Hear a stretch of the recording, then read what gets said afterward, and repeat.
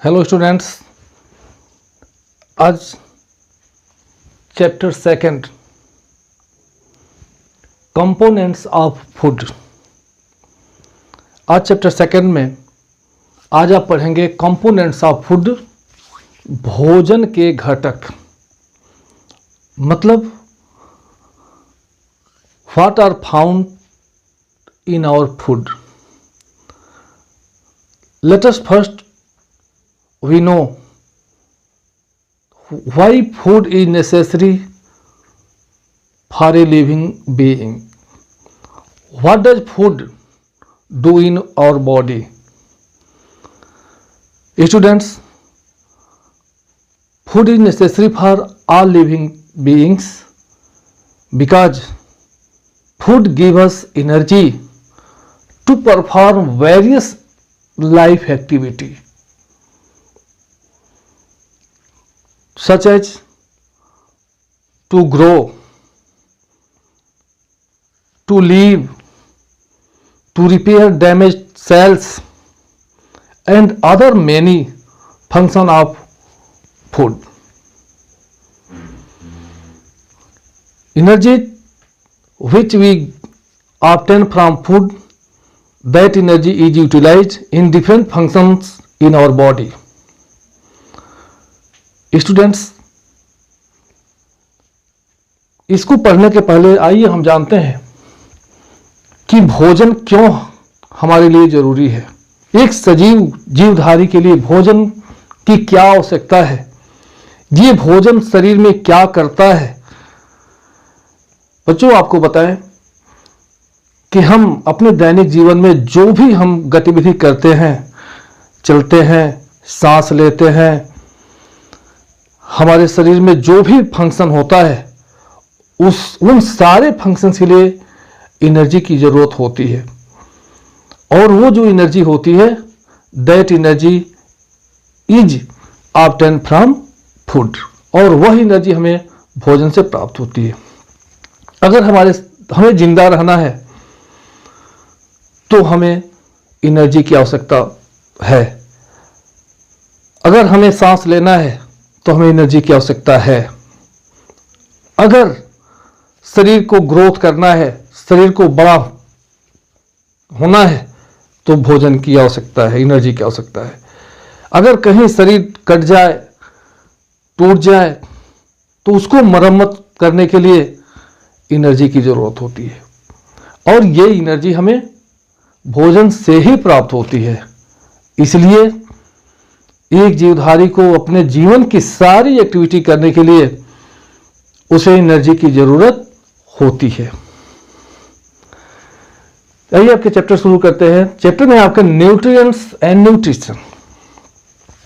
बच्चों, न्यूट्रिएंट्स का मतलब होता है पोषक।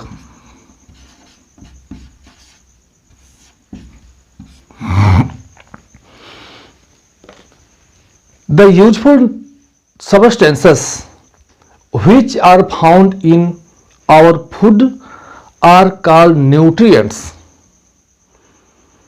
such as carbohydrates, proteins, fats, vitamins, minerals, roughage. All these are called nutrients. मतलब भोजन में पाए जाने वाले एसेंशियल, जरूरी, यूजफुल, लाभदायक सबस्टेंसेस को न्यूट्रिएंट्स कहा जाता है, पोषक कहा जाता है। न्यूट्रिशन का मतलब होता है पोषण।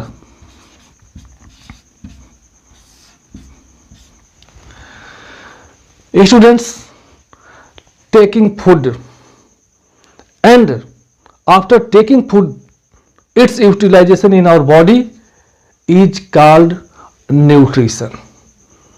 बच्चों, भोजन को लेना, भोजन को करना, खाना, और खाने के बाद भोजन का पचना, और पचने के बाद से इसका शरीर में यूटिलाइजेशन हो जाना न्यूट्रिशन अथवा पोषण कहलाता है। समझ में आया? तो न्यूट्रिएंट्स का मतलब जो भोजन में हमारे आवश्यक तत्व जो होते हैं, जो सबस्टेंसेस होते हैं, उन्हें हम न्यूट्रिएंट्स कहते हैं। और भोजन को करना, लेना और उसका शरीर में यूज हो जाना न्यूट्रिशन, पोषण कहलाता है। तो उम्मीद है कि आप न्यूट्रिएंट्स और न्यूट्रिशन को समझ गए होंगे। आगे आपको पढ़ना है फूड ग्रुप्स।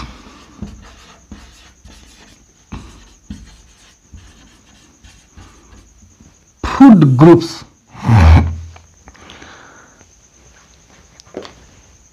सुबह से लेकर के शाम तक, फ्रॉम मॉर्निंग टू इवनिंग, जो भी हम भोजन करते हैं अनेकों प्रकार के सब्सटेंसेस उसमें पाए जाते हैं। हम पूरे दिन भर में एक ही प्रकार के भोजन को हम नहीं करते हैं, हम अनेकों प्रकार के अलग अलग प्रकार के हम न्यूट्रिएंट्स, हम भोजन को हम डेली करते हैं। अगर हम डेली एक ही प्रकार के अगर हम भोजन को करें तो ये हमारे शरीर के लिए लाभदायक नहीं होता है। इसलिए जरूरी होता है कि हम डिफरेंट प्रकार के भोजन को हम करें, क्योंकि एक पार्टिकुलर भोजन में, फूड आइटम में किसी विशेष एलिमेंट्स की ज़्यादा मात्रा होती है। इसलिए ज़रूरी है कि हम अलग अलग न्यूट्रिएंट्स को, हम अलग अलग भोजन को हम करें। The major food items which are found in our food are categorized by first energy giving food. Energy giving food.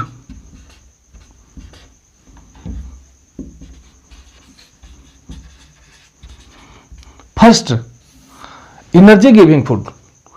हम 3 कैटेगरी या इससे ज़्यादा कैटेगरी में हम भोजन को बांट सकते हैं। Energy giving food, body building food और प्रोटेक्टिव फूड। आइए, एनर्जी गिविंग फूड। दूसरा है बॉडी बिल्डिंग फूड।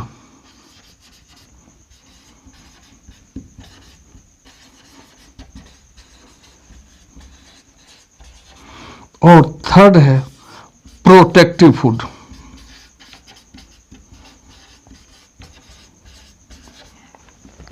ये मुख्यतः चूंकि आपके सिलेबस के अनुसार जिस भोजन को जो हम करते हैं उस भोजन को और उसमें जो न्यूट्रिएंट्स पाए जाते हैं, ये खास तौर पे 3 प्रकार के होते हैं। There are 3 types: energy giving food, body building food, protective food. Energy giving food ऊर्जा देने वाले, बॉडी बिल्डिंग फूड मरम्मत करने, शरीर को बनाने वाले, प्रोटेक्टिव फूड सुरक्षा करने वाले। आइए हम एक एक पर नजर को डालते हैं, देखते हैं एनर्जी गिविंग फूड क्या है, बॉडी बिल्डिंग फूड क्या है, प्रोटेक्टिव फूड क्या है। The food which are rich in carbohydrate and fats. क्या समझे? The food which are rich in carbohydrates and fats, such type of foods are called energy giving food.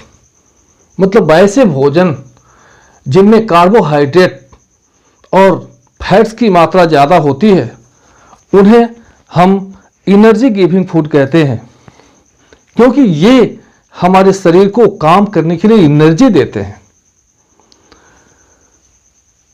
दूसरा, body building food. The food items which build our body, which build our cells, which build our tissues are called body building food.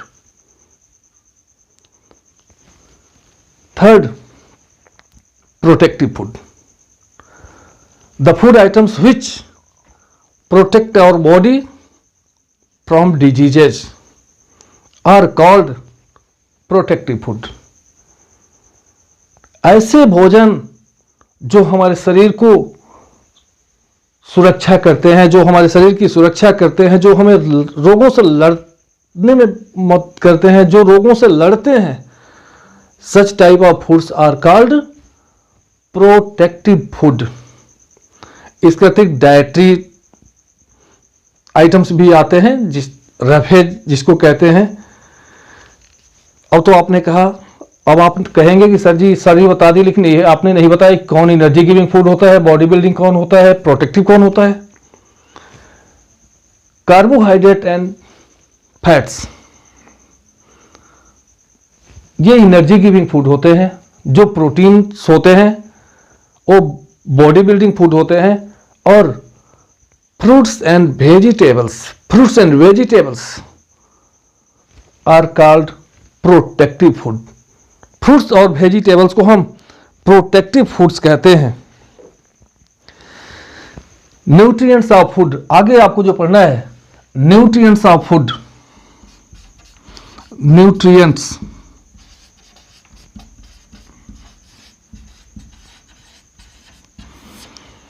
Foods के कौन कौन से nutrients हैं।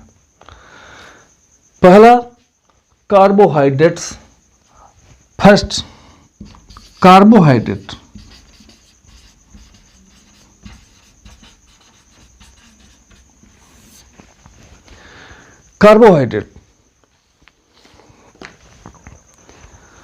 Carbohydrates are called energy giving food.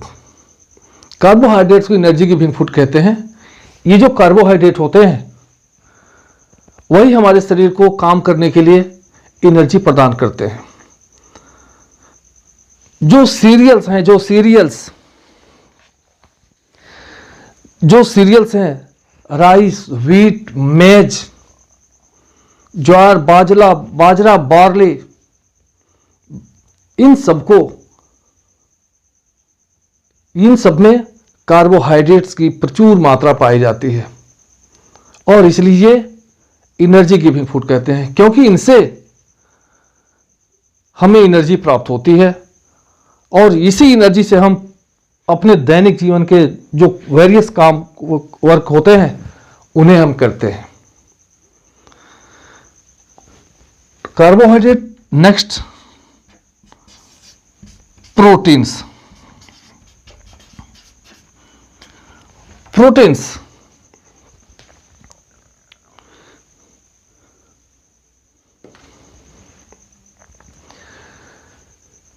Protein is called body building food. Protein को body building food कहा जाता है क्योंकि जो प्रोटीन्स होते हैं ये हमारे शरीर के लिए जितने भी एलिमेंट्स हैं सब में प्रोटीन सबसे महत्वपूर्ण होता है। मैंने पिछले वीडियो में आपको बताया भी था कि आप लोगों के लिए प्रोटीन कितना ज़रूरी है। अगर आपने नहीं पढ़ा होगा तो आप फर्स्ट चैप्टर का पहला वीडियो आप जरूर देख लीजिएगा कि न्यूट्रिएंट्स हमारे प्रोटीन कितने ज़रूरी हैं हमारे शरीर के लिए। वो खासतौर पे फॉर द ग्रोइंग चिल्ड्रन, बढ़ते हुए बच्चों के लिए ये जो प्रोटीन है इन्हें हम बॉडी बिल्डिंग फूड कहते हैं, क्योंकि शरीर को बढ़ने के लिए अगर कहीं टिश्यूज हमारे डैमेज हो जाते हैं उनको रिपेयर करने के लिए प्रोटीन की जरूरत होती है।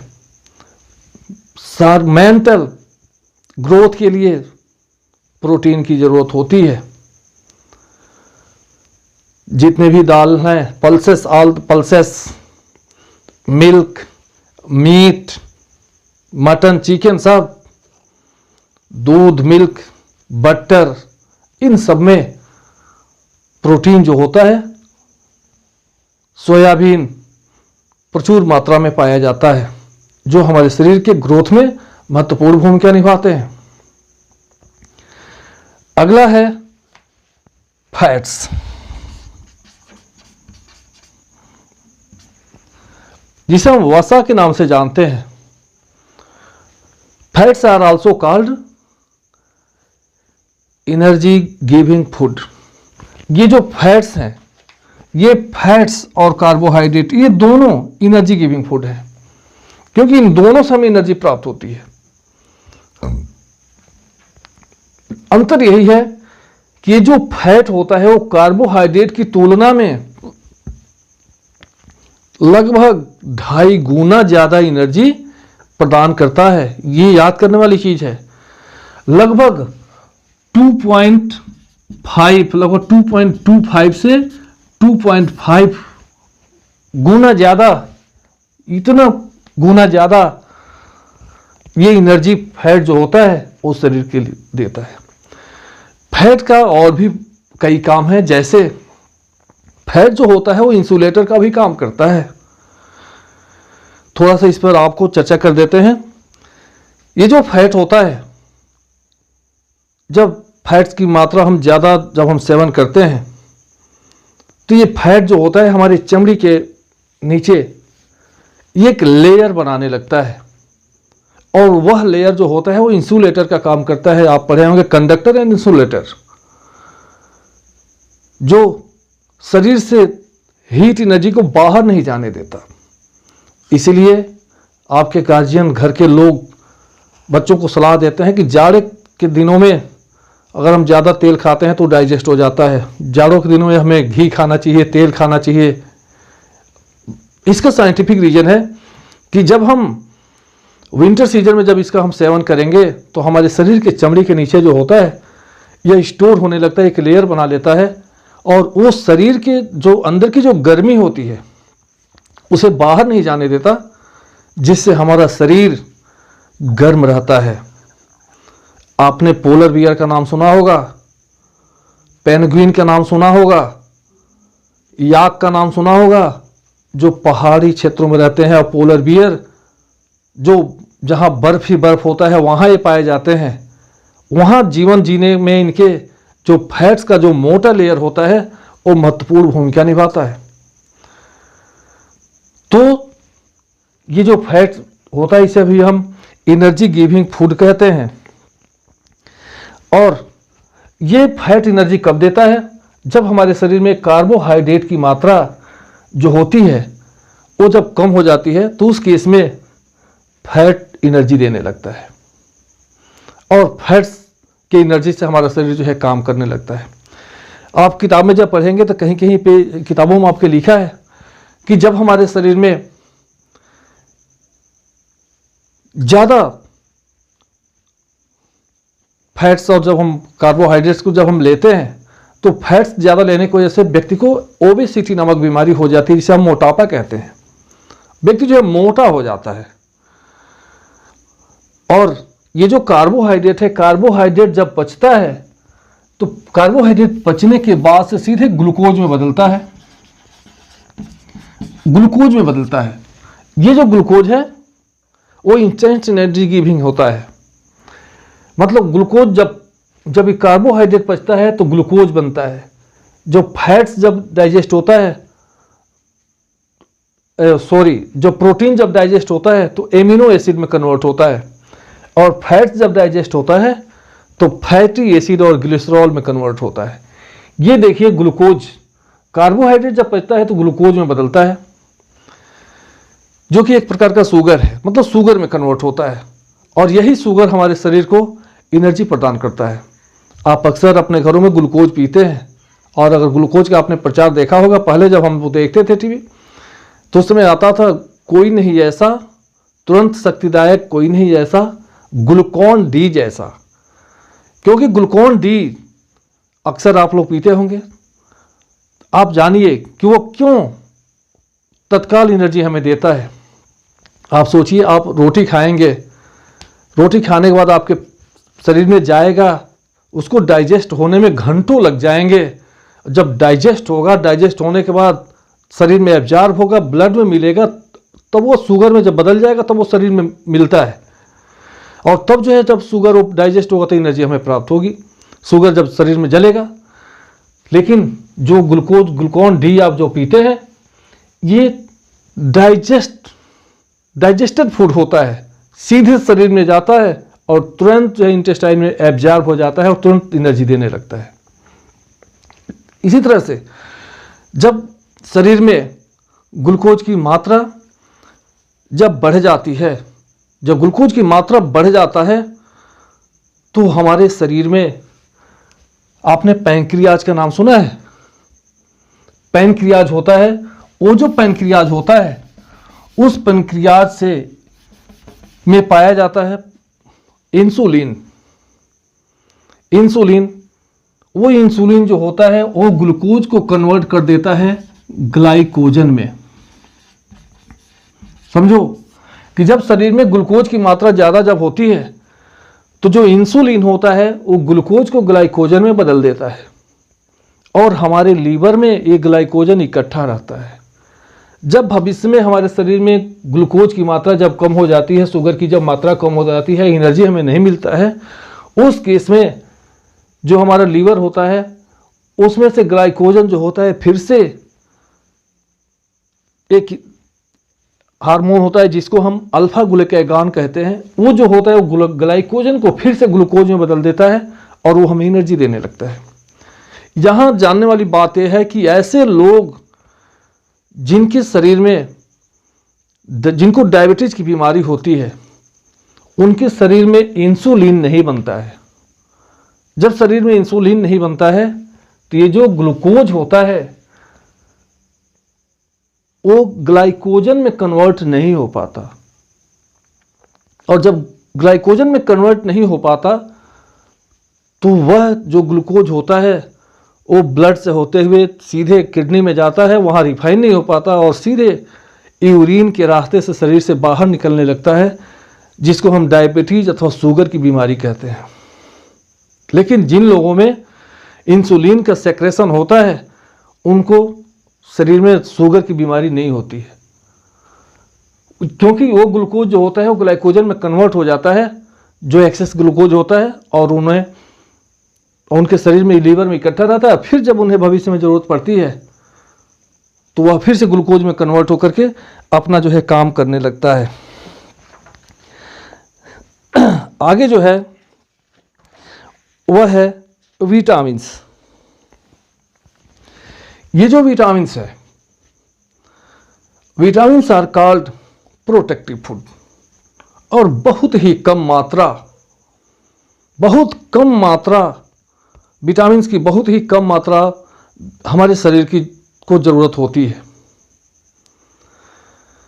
थोड़ी सी मात्रा हमारे शरीर के फंक्शन को, उपापचयी क्रियाओं को बढ़ाने के लिए ये जो विटामिन्स होते हैं ये काम करते हैं। दो तरह के विटामिन्स होते हैं। There are 2 type of vitamins. 2 तरह के विटामिन होते हैं। पहला जो होता है वह होता है वाटर सोल्यूबल, और दूसरा विटामिन जो होते हैं वो होते हैं फैट सोल्यूबल। आइए देखते हैं। There are 2 type of vitamins, water soluble and fat soluble. ऐसे विटामिन जो जल में घुल जाते हैं ये होते हैं विटामिन बी, सी, और ये विटामिन बी और जो सी है वो वाटर सोल्यूबल है, मतलब ये जल में घुल जाते हैं।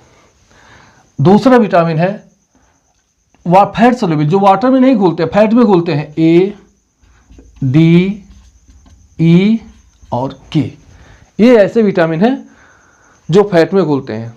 तो on the basis of solubility there are 2 types of vitamins, water soluble and fat soluble.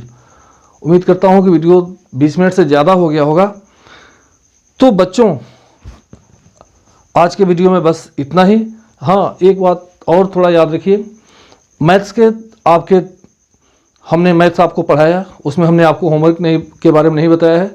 आपको होमवर्क जो है दे दिए जाएंगे और आपको कॉपी में वो सारे एक्सरसाइज 1.1 से लेकर के और 1.5 तक पढ़ाया जा चुका है। 1.5 तक आपको होमवर्क करना है।